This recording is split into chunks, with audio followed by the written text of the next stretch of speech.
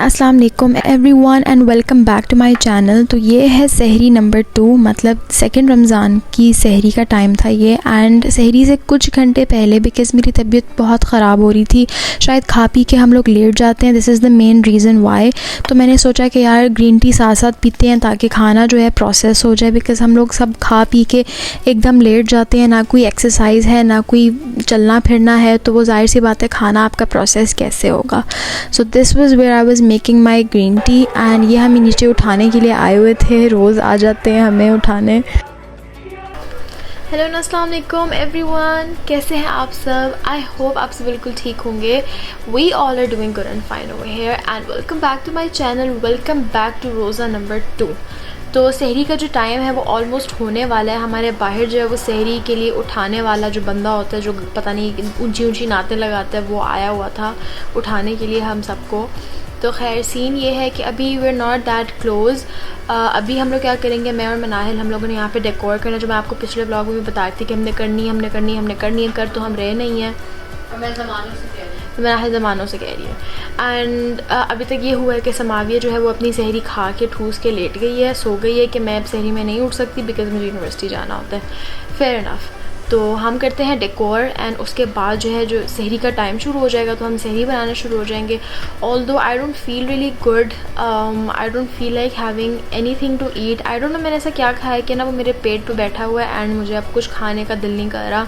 But क्योंकि रोज़ा होगा तो एक आध ब्रेड तो मैं लूँगी, जाहिर सी बात है। हाँ, तो अभी मेरा बाजू भी दुख रहा है। Let's start the decor and देखते हैं हम लोग के पास ऐसा क्या है जो हम यहाँ पे इस दफ़ा लगा सकें। अच्छा, पर्दे जो है ना वो मैं हटा देती हूँ बिकॉज हमारा जो बैनर होगा ना वो बैनर हमारा यहाँ पे आएगा। तो बैनर तो हमारे पास है ही। यहाँ से ना ये मैं चीज़ें उठा लेती हूँ। वहाँ पे बेसिकली समावी की ज्वेलरी पड़ी हुई है, समावी के कपड़े, ये सब चीज़ें ना बाहर रखती है कि वो सुबह यूनिवर्सिटी के लिए लेट ना हो एंड सब कुछ ऑन हैंड हो। तो खैर इसको मैं फ़िलहाल साइड पे रख दूँगी because we need the space. So for now we do have one thing जो हम लोग ऑब्वियसली हर मौके पे हम इसको छोड़ते नहीं हैं, विच इज़ दिस। इसके ऊपर ये मनाहिल ने लिखा हुआ है बड़े क्यूट सा में, this Ramadan heal hearts, cleanse our minds, purify. नहीं, इसकी सिमेट्री ठीक नहीं है। अच्छा, इसकी सिमेट्री ठीक करो, इसकी सिमेट्री ठीक करो और बैनर दो मुझे। बैनर चलो लगा लो मेरे साथ। बैनर लगाते हैं एंड पॉम पॉम भी बनाते हैं।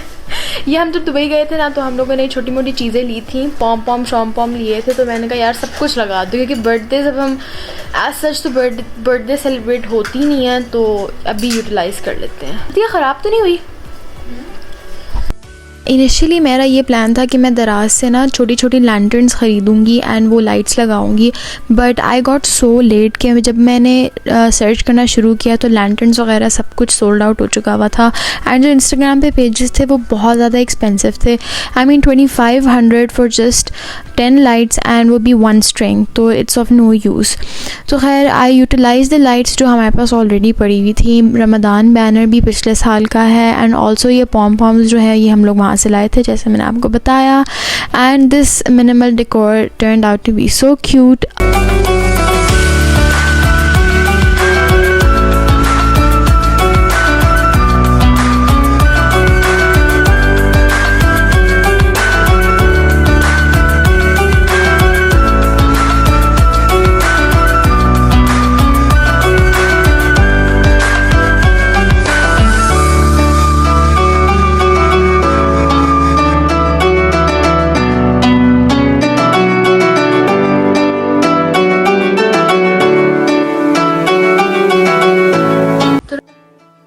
हो चुका है पूरा। बेसिकली हम लोग इतना ही मिनिमल करते हैं जब भी हम रमज़ान की कोई भी डेकोर करते हैं। तो खैर दिस इज़ डन। अभी यहाँ पे इतना मेस जो है ना वो हो चुका है, दिख रहा होगा। ये सारा कुछ संभालते हैं, मेस क्लीन करते हैं। राहिल जो है वो किचन में जा चुकी है सहरी बनाने के लिए, तो जब तक मैं ये बाहर का सारा मेस क्लियर करती हूँ। घर मैनेज करने का सबसे बड़ा डिसएडवांटेज ये होता है कि आपको 24/7 जो है ना आप मेहनत करनी पड़ती है। आपको हर टाइम यही देखना पड़ता है कि यार अब आपका जो है वो लाउंज क्लियर हो, घर क्लियर हो, सारा कुछ क्लियर हो। And this is the reason why जो है वो अम्मियाँ बहुत ज़्यादा थक जाती हैं। अच्छा, तो जैसे मैं आप लोगों के साथ शेयर कर रही थी कि मुझे सहरी करने का कोई मूड नहीं हो रहा, तो मनाहिल ने मुझे दे दी है चाय एंड आई शो कि मनाहिल अपने लिए क्या बना रही है। शायद ऑमलेट के साथ कुछ कर रही है।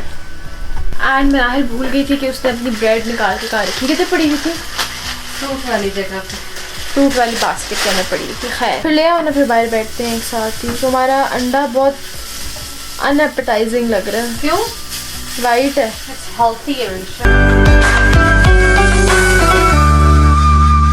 The next day. This was the next morning and इस दिन बहुत ज़्यादा बारिश हो रही थी, बाहर मौसम बहुत ज़्यादा ठंडा हुआ था and you can see the decor as well. मैंने बस मुंह हाथ धोया and I had to rush to the university क्योंकि मेरी क्लास थी। एंड क्लास जाने के लिए सबसे मुश्किल तरीन काम ये होता है कि आपको डिसाइड करना होता है कि यार आज मैं क्या पहनूँगी। एंड ये बैचलर्स में भी मेरे साथ यही होता था एंड अब भी यही है, मैं इतना कन्फ्यूज़ हो जाती थी कि यार मैं क्या पहनूँ। खैर ये अनस्टिच सूट मैंने निकाला था, ये मैंने अनस्टिच लिया था from a local shop and ये मैंने स्टिच करवाया था and then I got ready as fast as I could. Alright, तो मैं हो गई हूँ तैयार एंड मैं ऑब्वियसली लेट भी हो चुकी हूँ, टाइम हो चुका है, मैं अभी भी घर पे बैठी हुई हूँ। तो लेट्स गो एंड चलते हैं क्लास। मेरा बिल्कुल दिल नहीं है बट जाना तो पड़ेगा। Let's go.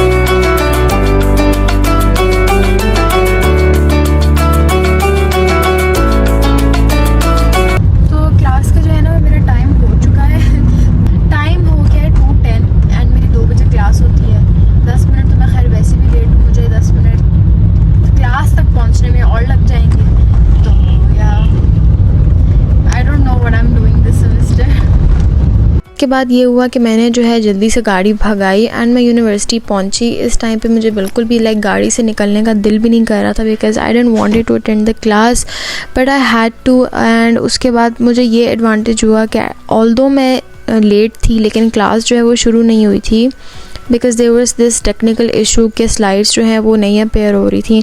बट खैर 2 घंटे का लेक्चर अटेंड करने के बाद फाइनली छुट्टी होगी और मैं तो सीधा जाके गाड़ी में बैठ जाती हूँ। मेरे पास बिल्कुल टाइम नहीं होता मैं यहाँ वहाँ लोगों से गप्पे लगाऊँ, मैं सीधा गाड़ी में बैठ के घर आ जाती हूँ। ओके गाइस, तो मैं आ गई थी घर and I feel really lazy. I don't know why, may be because मैंने सहरी भी नहीं की शायद इसीलिए। बट मनाहिल अपनी क्लिनिक गई हुई है एंड आई थॉट कि मैं इफ़्तार की प्रेप कर लूँगी, तो मैं कपड़े चेंज करती हूँ एंड उसके बाद हम चलते हैं किचन में एंड इफ़्तार की थोड़ी बहुत प्रेप करते हैं ताकि मनाहिल के लिए आसान हो जाए और मैं भी थोड़ा बहुत काम कर लूँ। So let's go. मैं आप लोगों के साथ शेयर करी थी कि इस रमज़ान में और मनाहिल जो है वो पूरी कोशिश करें कि हम लोग अपनी डाइट पे कंट्रोल करें, पोर्शन कंट्रोल करके खाएं।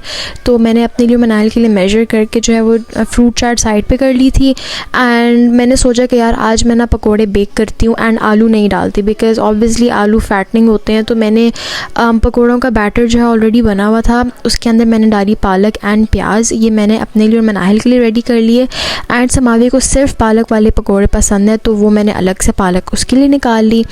एंड उसके बाद मैंने फ्रूट चाट के अंदर ना दही भी डाल दी because it is the best combination. अगर आप इसके अंदर साथ साथ वो चना चाट भी मिक्स करेंगे ना तो ये और भी मज़े की हो जाती है। बट येस, ये मैंने रेडी करके फ्रिज में रख दी। उसके बाद मैंने जो है बेकिंग शीट को लाइन किया एल्यूमिनियम फॉयल से, वो मेरी कम पड़ गई थी तो मैंने बेकिंग शीट ढूंढ के निकाली एंड वो भी स्प्रेड कर दी। तो मैंने पकौड़े यहाँ पे सबसे पहले स्प्रेड किए अपने और मनाहिल के अलॉन्ग विद समाविया के भी। एंड उसके बाद मैंने सोचा कि यार एयर फ्राई करने से बेहतर है कि मैं समाविया की जो चीज़ें हैं ना वो भी मैं बेक कर लेती हूँ and they turned out actually really good. Bake करके भी बहुत अच्छा टेस्ट आया, बिल्कुल वैसे ही है जिस तरह नॉर्मल पकौड़े वगैरह होते हैं। एंड इसके साथ मैंने और मनाहिल ने थोड़ी सी चिकन भी ली थी बिकॉज जाहिर सी बात है इतने से तो खैर पेट तो भरना नहीं है, तो चिकन भी मैंने जो है वो बना के दोनों को सर्व कर दिया। And this is it for this vlog. I hope आप लोगों ने इन्जॉय किया होगा हमारी छोटी सी इफ्तार एंड सहरी रूटीन। बने रहिएगा because more vlogs are coming up. Stay tuned, take care, अल्लाह हाफिज़।